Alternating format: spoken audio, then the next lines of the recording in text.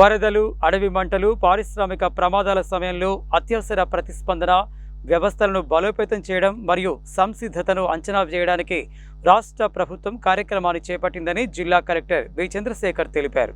ఇందులో భాగంగానే ఈ నెల 18న నిర్వహించనున్న రాష్ట్ర వ్యాప్త మాక్ డ్రిల్కు జిల్లా అధికారులు సిద్ధంగా ఉండాలని ఆదేశించారు. ప్రమాదాలు సంభవించినప్పుడు వాటిని ఎదుర్కొనే సంసిద్ధతపై ఈ నెల 18న రాష్ట్ర వ్యాప్తంగా నిర్వహించనున్న మాక్ డ్రిల్స్ నిర్వహణపై శుక్రవారం రాష్ట్ర విపత్తుల నిర్వహణ సెక్రటరీ డి హరిచందన కమాండ్ కంట్రోల్ సెంటర్లో అధికారులతో కలిసి సమీక్షించారు.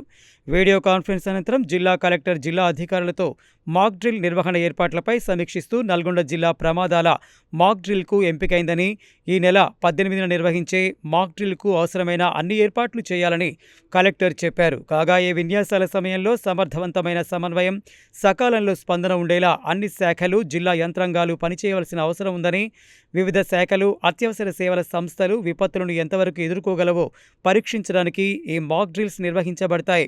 Fire services DG Vikram Singh Maan, NDMA lead consultant manager జిల్లా నుండి అడిషనల్ ఎస్పీ రమేష్, జిల్లా పరిశ్రమల మేనేజర్ సతీష్, జిల్లా అగ్నిమాపక శాఖ అధికారి సందేశ్, ఇతర అధికారులు హాజరయ్యారు.